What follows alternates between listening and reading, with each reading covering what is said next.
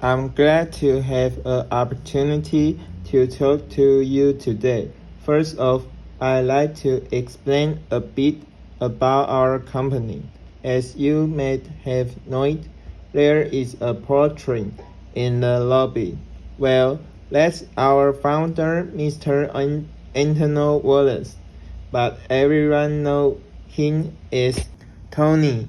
Magnolia was founded in 1922 and started out as a one-man lemonade stand in St. Louis, when Tony focused more on the distribution of lemonade and later on lemon soda. When World War I broke out, Tony branched into medicine.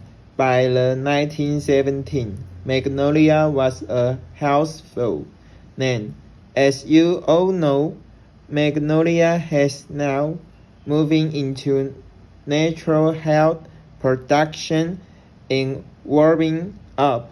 I want to point out it is our 7,000 hard-working employees that make this company successful. We're finished for today. Thank you very much for coming.